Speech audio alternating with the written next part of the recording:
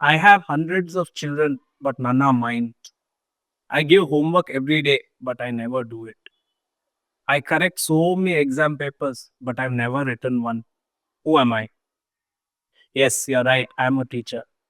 Hi, everybody, and welcome to the third episode of Out of Syllabus podcast. Uh, Today, we are celebrating a very special day. Every year, we celebrate this day as a Teacher's Day. But have you ever thought, what is Teacher's Day? I know we all know that we celebrate Teachers' Day in memory of Dr. Sarvapalli Radhakrishna, the second president of India. But do you know which subject he taught? What kind of a teacher he was?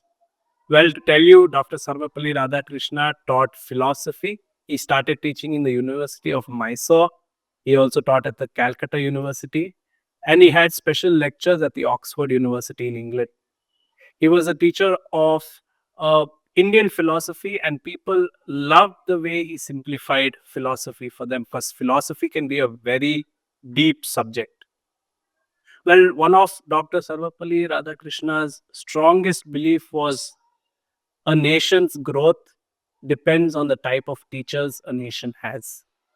Well, today with me, I have two very special teachers who are here to have this conversation and a dedication to all the teachers in India to discuss who is a teacher, what is a teacher, and what we as teachers go through. So, I would like to welcome Miss Lakshmi Bhat. Hello. Welcome, Miss Lakshmi Bhat. She has been a teacher for over 30 years. She has inspired so many students, so many batches, and Lakshmi ma'am has also taught me at a certain point of time in my life. So I'm very happy and proud that as a student I am sitting with you, Lakshmi ma'am. Thank you, Tapan.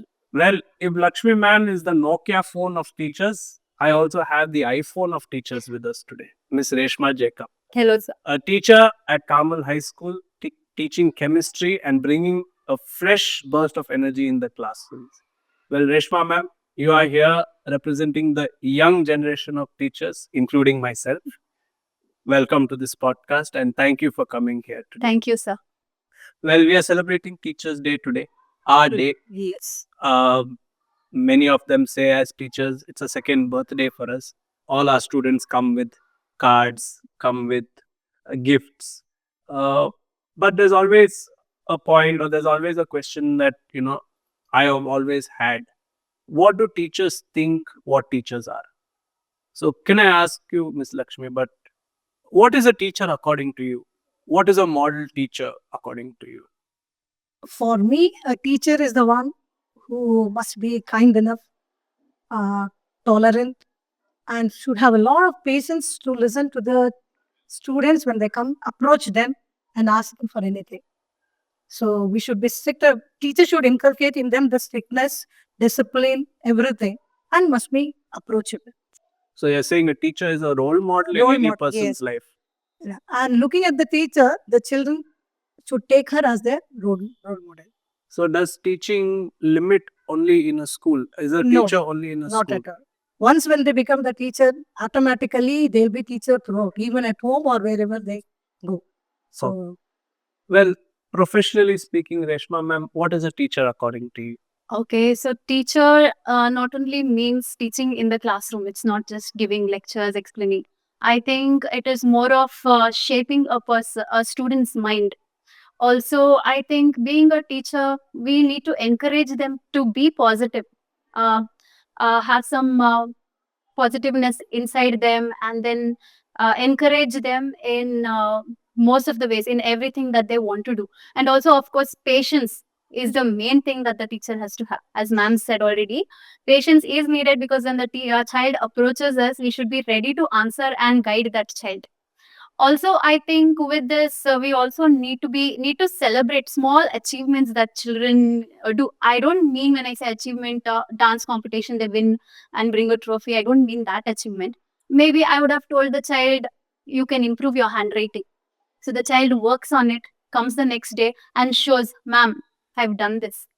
Is my handwriting good till now? That is an achievement. So these kind of achievements has to be appreciated. This actually encourages the children more. So according to me, I think teaching more than a profession, it's a responsibility.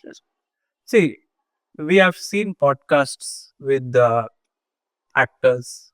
We have seen podcasts with cricketers, with coaches, with so many kind of people.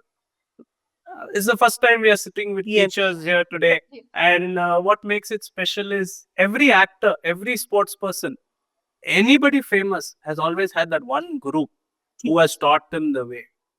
So, in that sense of teaching and in that sense of a profession, are you happy that you're in this profession? Yes, sir. I'm very happy to be a teacher. Even me, Okay. I am happy. If given a choice, ma'am, rewind 30 years back, you're still at college and about to do your B.Ed, would you still choose to go this path you have taken 30 years? No, no. I love teaching. So that was in my mind. That is the reason I had taken the B.Ed. So from my earlyhood, I, as an eldest daughter in my house, so I used to teach everyone at home. So that led on. So I love teaching very much.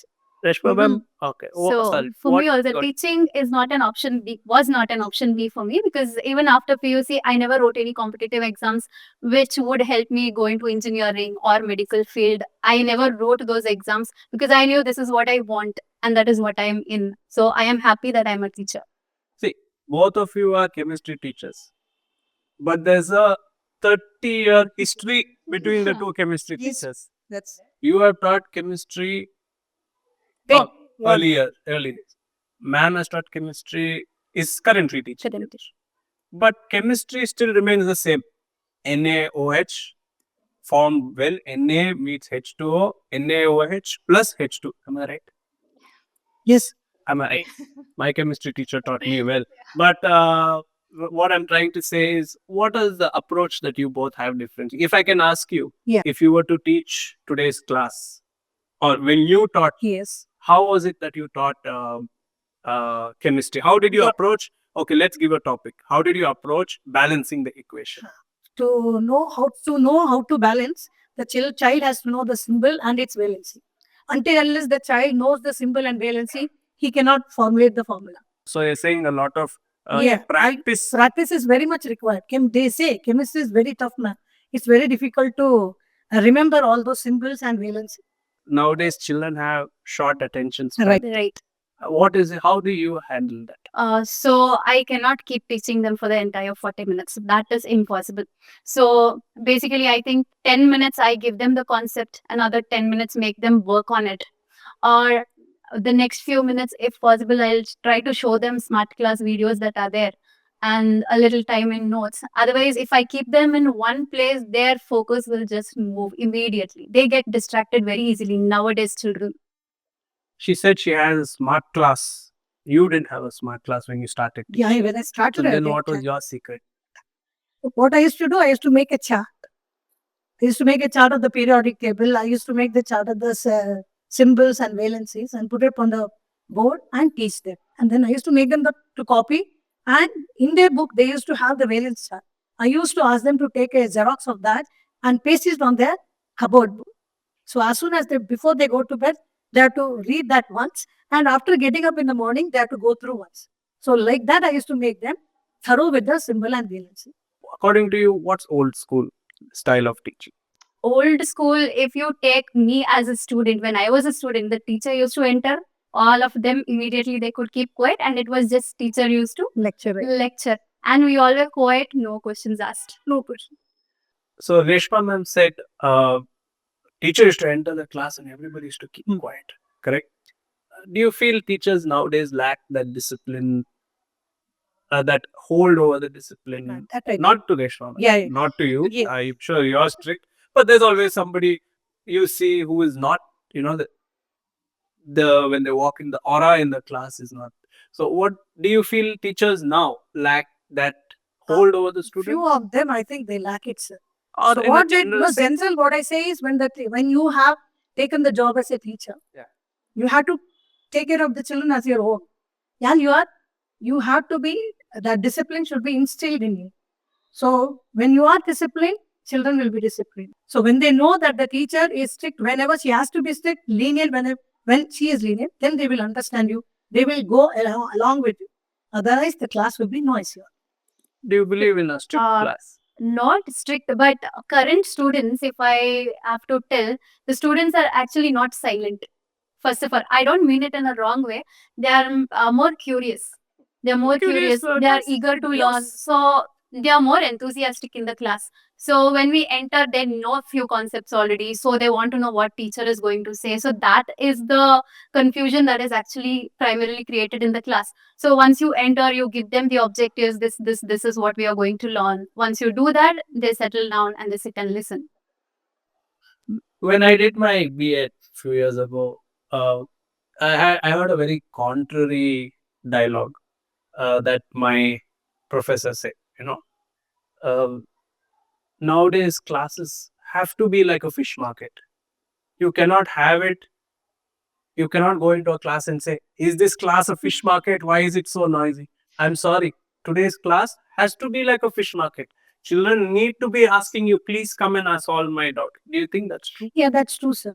Silence is required when they have to be silent, not during the class hours. When you are explaining something, we need their attention. So if they are very noisy during that time, it will stop the teaching. So once we teach them, we ask us, I think, if we have any doubts, please stand up and ask. So we require that noisy or noiseless in the class. Yeah. Right? Initial 5 Yeah. minutes is like that. They will be Yeah, noisy yeah. and then slowly they settle down and they listen. And if the class is interesting, I think naturally the children will Yeah. be quiet and listen to the teacher. Do you think technology has made teaching an easy job? Has it pushed it to teachers making it being a little more lazier than they are meant to be? Or do you Both the ways. I think it is a both. Like making a little bit lazy for the teacher maybe, but it is good for the children. I think because audio, visual, everything is there, they understand better when they look into the video or whatever is happening. Earlier, we never used to able how heart is beating, how the circulation of blood is going on. We were unable to teach them earlier. Now technology is making it easy for them to understand. when I say again, teaching as a profession, a choice that you have made, if you look at it on the other side, you say the grass is always green on the other side. When I look at it on the other side, corporate jobs, jobs in big companies, they pay a lot. They pay amounts sometimes that I couldn't imagine that one of my friend is earning that much a month. A fresher teacher cannot imagine getting the same salary as a fresher IT company.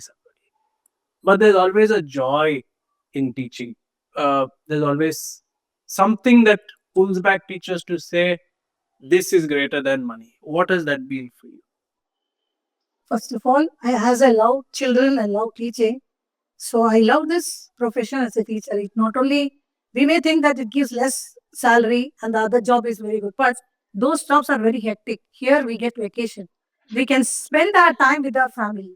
So, isn't it? So we have the time to give the time to our children, to our husbands, to everybody. So that is the thing, one good thing in being a teacher. That is what I think in that. So you're saying a teaching job is like a prepaid SIM. You know how much you have, that much GB. But IT job is like a postpaid. Suddenly, end of the month bill, back pain, eye pain. That teachers will never face. So we have the time here to prepare our lesson plans, to prepare for the next lessons, all done for the corrections, everything we have. So we have peace of mind also, wherein we are not get stressed, all those things. I have another point to add on to that. Of course, whatever ma'am said, yes, it is a plus point for us. But being a teacher, I told it is being responsible, but it comes with a price. What is that price is when a child who leaves the school looks back at us and smiles at us, talks That's to us. more than That is a gift that we get as being a teacher. That's your biggest incentive. Tomorrow, I know mall when you're walking. Yeah. Where not only in a mall, sir, even if you go to any other country, other city, we tend to meet any one of the students child there and they come, recognizes us they and come comes. running to us and that too calling our name as a teacher. Ma'am, Lakshmi ma'am, that is the thing what That is the biggest gift as a unforgettable teacher. experience what we Any other job may not. yeah, I that- don't think yeah. so. Not We'll at all. forget, sir. This is the job which is the one where the students remember us. That's the best We are thing. all celebrities, right? Yes. In You're a right, way, that's true. we are all Right. celebrities. It's a very respectable job, I say. So Surely, I'm sure while in school also they needed your autograph on their marks card. After school also they still come and meet with you. Yes. So all teachers out there, please know that you all are great celebrities.